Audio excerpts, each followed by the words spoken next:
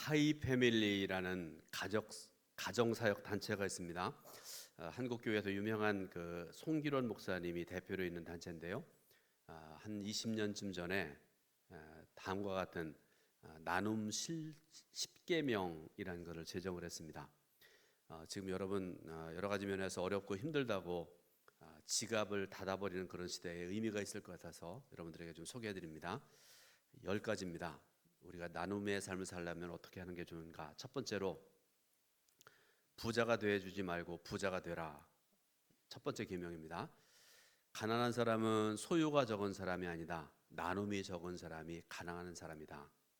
두 번째로 나눔은 사랑을 재는 온도다. 무슨 뜻인가 하면 참사랑은 입술이 아니라 손끝으로 증명된다. 하나님께서 두 손을 주신 것은 한 손은 자신을 위해서, 다른 한 손은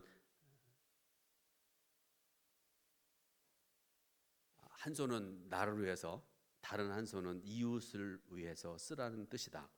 세 번째, 1%로 시작해라.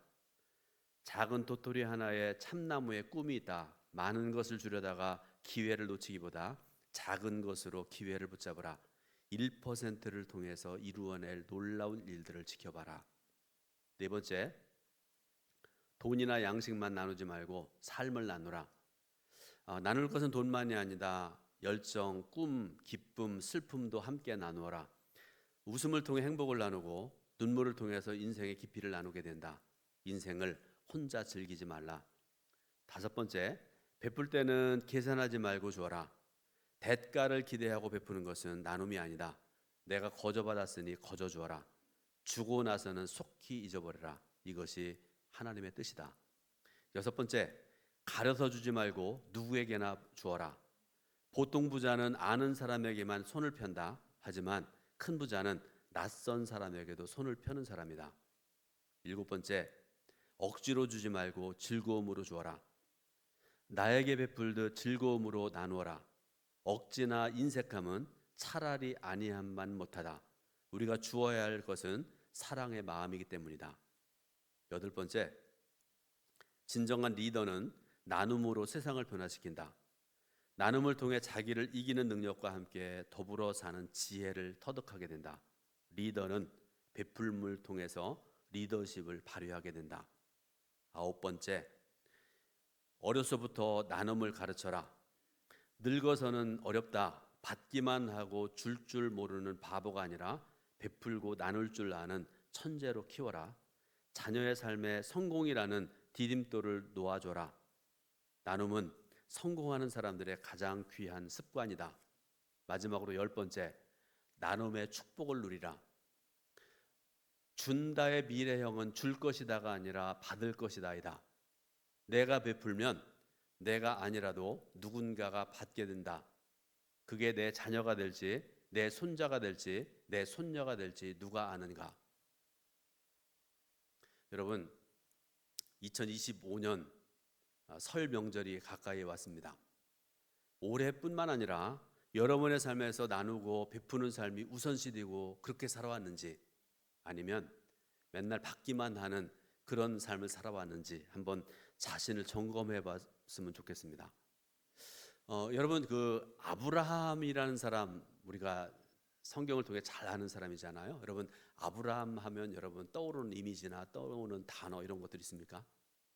아브라함 하면 뭐가 떠오르나요? 우리가 일반적으로 믿음의 조상이라고 이렇게 생각들을 하죠. 뭐니 해도 아브라함이라는 이름에 가장 합당한 이미지, 이것이 바로 믿음의 조상이라는 그런 이미지일 것입니다. 그런데 그거 못지않게 아브라함하면 떠오르는 이미지, 또 하나의 이미지는 뭔가 하면 섬김과 나눔의 사람이라는 것입니다. 우리가 성경을 한 군데 읽을 텐데요. 히브리서 13장 1절 2절 말씀입니다. 히브리서 13장 1절 2절 말씀 같이 봉독해 올립니다. 형제 사랑하기를 계속하고 손님 대접하기를 잊지 말라. 이로써 부지 중에 천사들을 대접하는 이들이 있느니라. 아멘.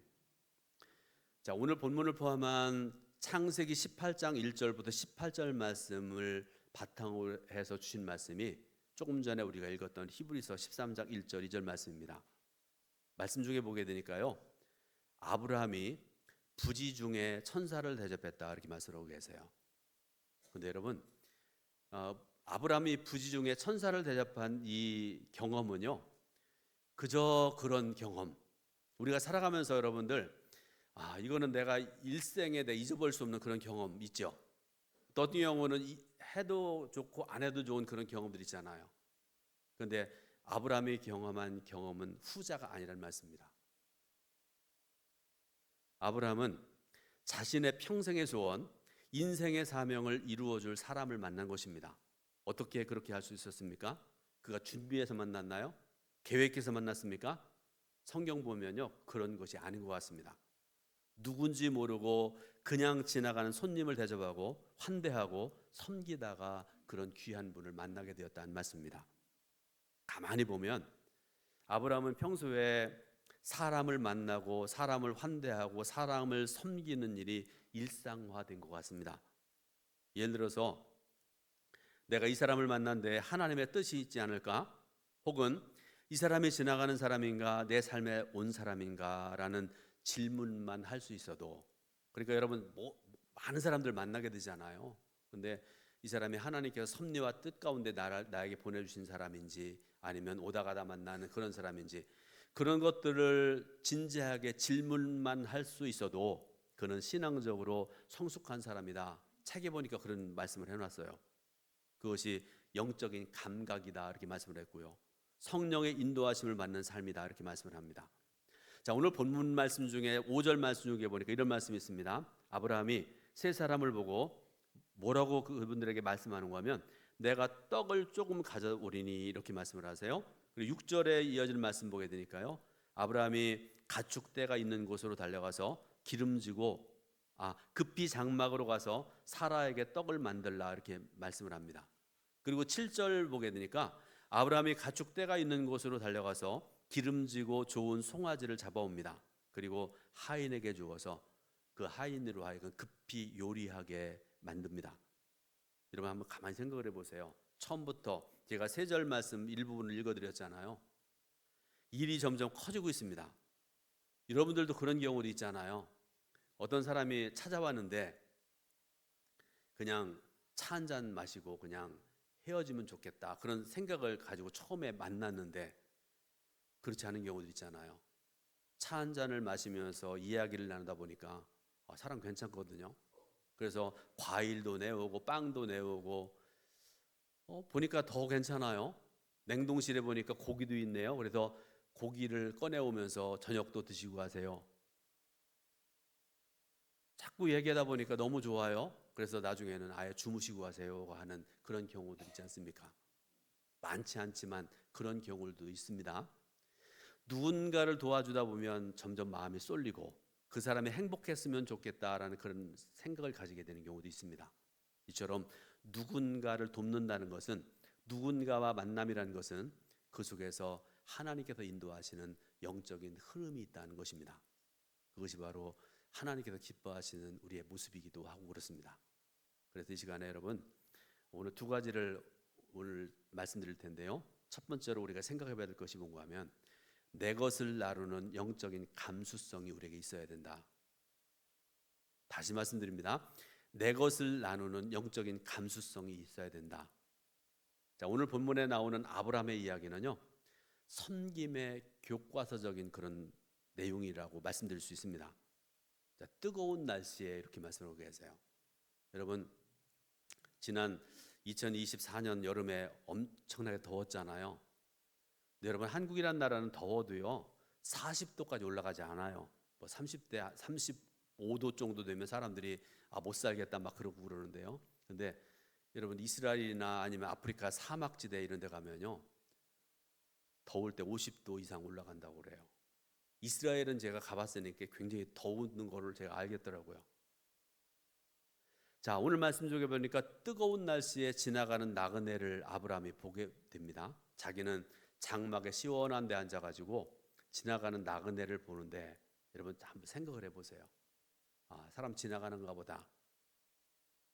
그렇게 생각하기에 쉬운데 아브라함은 저 사람들에게 물 한 잔이라도 주어야 되겠다는 그런 마음이 들었습니다. 그리고 그런 마음이 든 순간에 아브라함은 장막 문에서 달려나갑니다. 그리고 성경 말씀 보게 되니까요, 그들을 영접했다 말씀하고 계시고요, 몸을 땅에 굽혔다 이렇게 말씀을 하세요. 여러분, 사람이 상대방 앞에서 몸을 굽히는 경우가 어떤 경우가 그럴까요?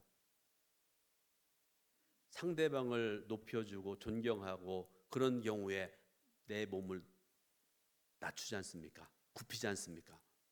이것은 상대방에 대한 겸손과 배려하는 그런 모습입니다. 그런 후에 아브라함은 이렇게 말을 해요. 제가 떡을 가져올 테니까 먹고 마음을 상쾌하게 한 후에 지나가소서, 이렇게 말씀을 해요.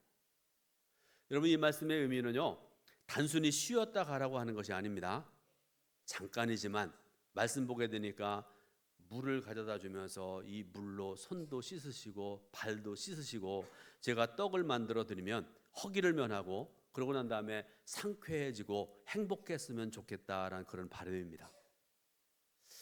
저는 우리 동천교회 성도 여러분들에게도 이런 마음이 있어지기를 축원합니다. 좀 섬기고 나누고 베풀고 그러면서 즐거워하고 저로 인해서 이 섬김으로 인해서 성도님이 이웃이 기쁨이 있기를 원합니다. 그런 마음을 가지고 살아가는 일이 얼마나 복된 일인지요. 여러분, 섬김이라는 말을 우리가 이제 예수 믿는 사람들이 많이 쓰는 말이기도 하고 그런데요. 한번 이 섬김이라는 말의 그 영어 한번 여러분에게 알려드릴게요. 엄청나게 어려운 영어인데요. 웬만한 분들은 다 아는 영어입니다. 서빙이라는 말 들어보셨죠? 서비스라는 말 들어보셨죠? 남의 나라 말인데 그런 뜻입니다. 서빙, 서비스라는 그런 말인데, 예를 들어서 이런 경우들 있잖아요. 내가 어떤 식당에 들어가는데 참 식당에 가보면 별의별 그 주인 또는 일하는 사람 보게 되잖아요. 카페, 요새는 카페를 많이 가도 거기도 보면 주인이 아주 친절하게 대하는 사람이 있고 어떤 경우에는 나를 여기 오라는 얘기야 말라는 얘기야 그런 사람 있지 않습니까? 식당에 갔습니다. 예를 들어서 식당에 가는데 직원이 와가지고 손님 저희 집에 오셔서 감사합니다. 저희 식당에는 예를 들어서 김치찌개가 제일 맛있습니다. 추천해드립니다. 그러면서 웃는 낯으로 대한다고 하면 생각을 해보세요. 손님의 입장에서 얼마나 좋을까요? 이 식당 주인은, 식당 종업원은 나를 존중하는구나. 그런 생각을 갖지 않을까요? 그런 것들을 가르쳐 우리가 섬김이라고도 하고 서비스라고도 하고 그렇게 얘기를 합니다. 그리고 마태복음 10장 40절부터 42절 말씀을 이 시간에 또 한번 같이 읽어보겠습니다. 같이 봉독해 올립니다. 너희를 영접하는 자는 나를 영접하는 것이요 나를 영접하는 자는 나를 보내신 이를 영접하는 것이니라. 선지자의 이름으로 선지자를 영접하는 자는 선지자의 상을 받을 것이요 의인의 이름으로 의인을 영접하는 자는 의인의 상을 받을 것이요 또 누구든지 제자의 이름으로 이 작은 자 중 하나에게 냉수 한 그릇이라도 주는 자는 내가 진실로 너에게 이르노니 그 사람이 결단코 상을 잃지 아니하니라 하시니라. 아멘. 말씀 중에 영접이라는 단어가 굉장히 많이 나옵니다. 영접이란 말은 다른 말로 하면 섬김이란 말하고 똑같은 말입니다. 하나님께서는 이 작은 자, 이 배고픈 사람, 이 외로운 사람, 목마른 사람에게 냉수 한 그릇이라도 대접하는 그 영접, 그 섬김을 잊지 않겠다 이렇게 말씀하고 계세요. 자, 또 한 곳 성경을 읽어볼 텐데요. 요한복음 1장 11절 12절 말씀 같이 봉독해 올립니다.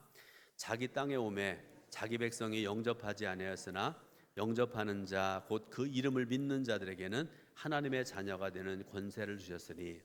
아멘. 여러분, 말씀의 내용은 그렇습니다. 예수님께서 이 땅에 오셨는데 사람들이 영접하지 않으셨다. 지극히 약한 모습으로 작은 자의 모습으로 예수님께서 이 땅에 오셨다 그런 말씀입니다.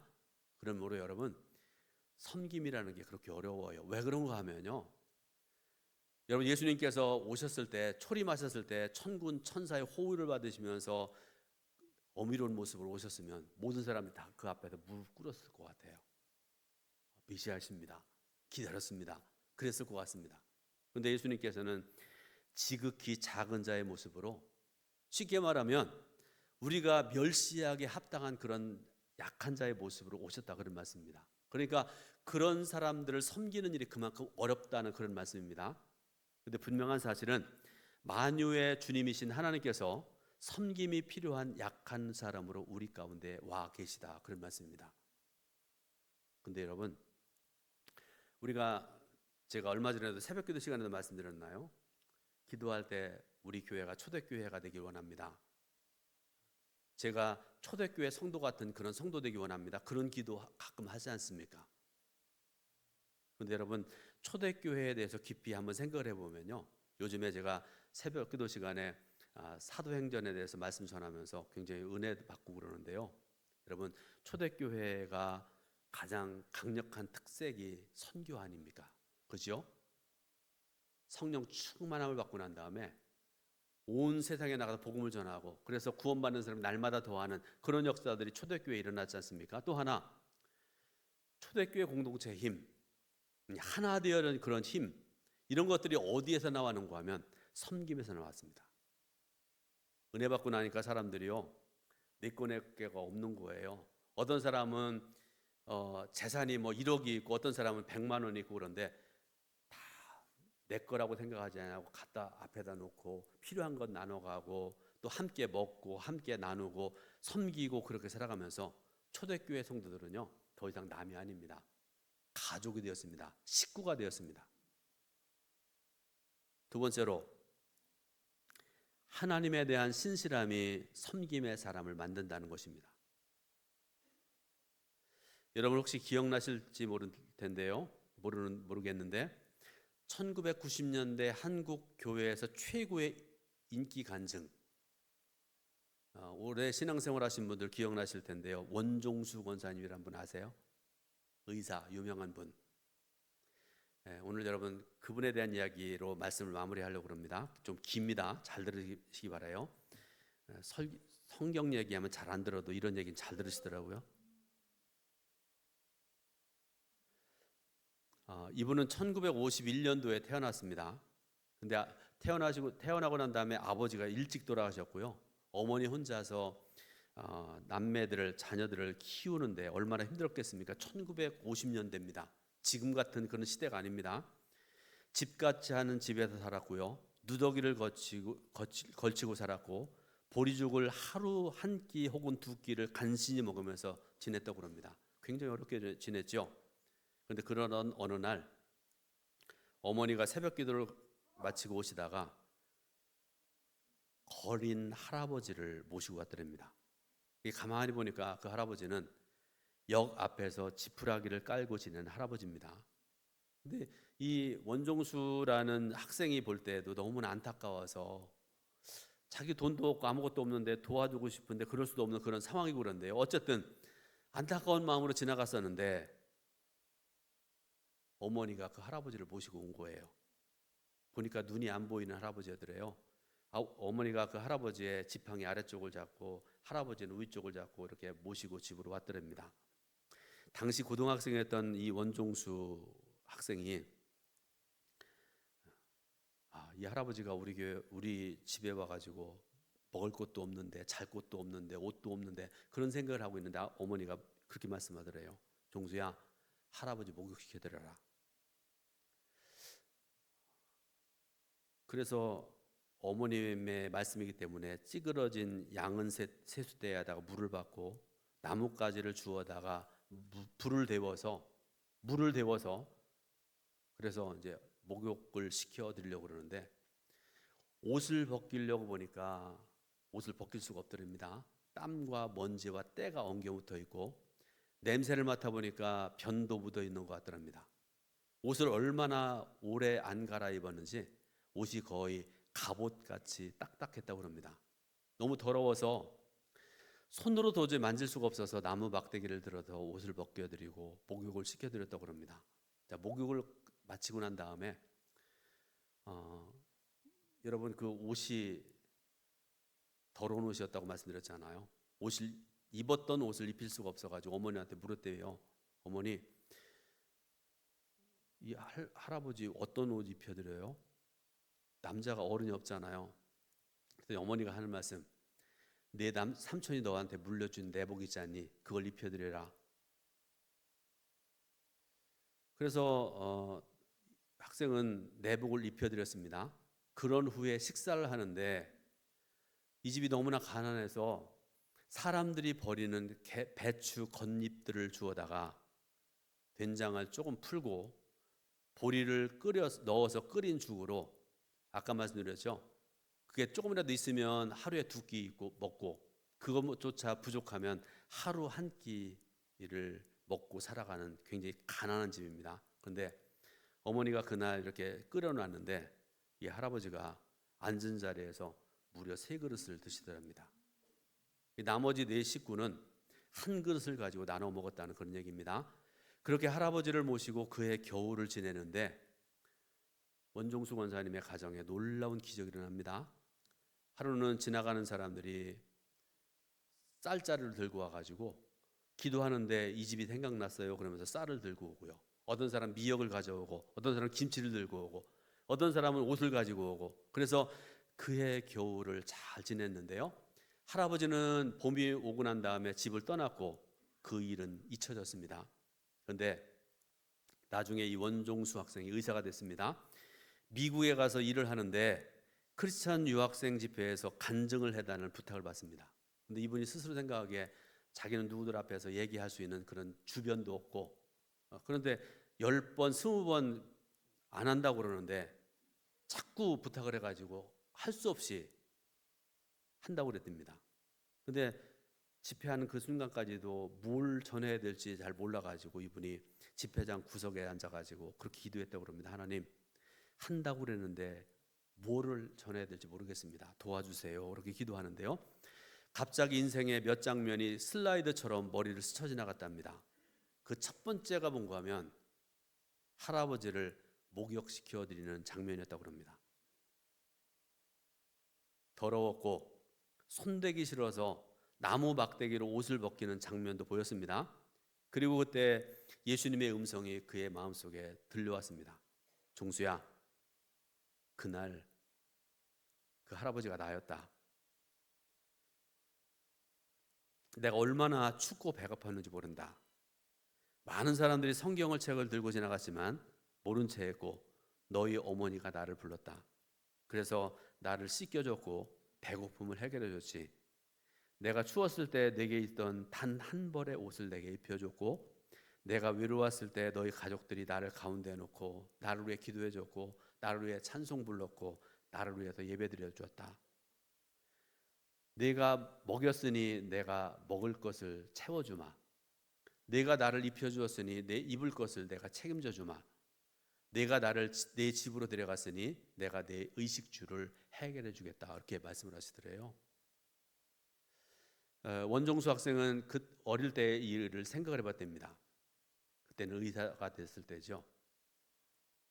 할아버지를 그렇게 모시고 난 어느 날 새벽 기도회에 가서 기도하는데 그날따라 성경을 읽고 싶은 생각이 들어와서 로마서를 읽었다고 합니다. 그런데 여러분, 그런 경우도 있잖아요. 성경을 읽어도 어느 날 은혜가 되는 경우도 있지 않습니까? 그날따라 말씀이 눈에 빨려 들어오는 듯한 그런 느낌을 받았다고 그래요. 몇 번을 말씀을 읽었답니다. 그러고 난 다음에 학교를 가는데 새벽에 봤던 로마서의 페이지가 다 보이는 거예요. 글자가 다 읽히는데 로마서 전체가 머릿속에 다 들어온 것 같은 그런 경험을 합니다. 그래서 하나님께서 나에게 특별한 말씀의 은사를 주시는가 보다 하고 학교를 갔습니다. 그런데 여러분, 그 경험 중에 한 예가 있는데요. 당시에 간증을 들었던 사람들 중에 이런 일이 있을까? 특히 학생들이 간증을 듣고 난 다음에 불만을 가졌던 간증이 있었다고 그래요. 무슨 말씀인가 하면 원종수 학생은 당시 480명의 학생 중에 410등이었답니다. 공부를 별로 잘한 거 아니잖아요. 그런데 담임 선생님 평소에 원종수 학생한테 자주 그런 말씀했던 게 있습니다. 종수야, 내가 홀 어머니를 모시고 사는데 어머니가 굉장히 힘들게 사시는 것 같다. 열심히 공부하고 훌륭한 사람 돼서 어머니 효도해야 된다. 몇 번을 그렇게 얘기를 했다고 합니다. 그런데 그날 평소에 담임 선생님이 하시던 그 말씀이 확 머릿속에 들어와서 박히더랍니다. 그리고 난 다음에 시험을 보는데 교과서와 노트와 모든 것들이 눈앞에 딱 펼쳐지더래요. 그런데 그 시험에서 480명 중에 410등을 했었는데요. 그날 시험에서 5등이 됐대요. 결국 고등학교를 수석으로 졸업을 하고 서울대학교 의과대학에 들어가서 의사가 되어서 유명한 의사가 됐습니다. 학생들이 불만을 안 가질 수가 없잖아요. 어떻습니까? 정말 놀라운 간증 아닙니까? 당시에 그 어려운 가운데서 믿음과 기도로 자녀를 키웠던 부모님들, 없는 중에도 이웃을 섬겼던 그런 시절들이 있습니다. 그런데 그런 성도를 하나님께서 복 주시겠다 이렇게 말씀하고 계시지 않습니까?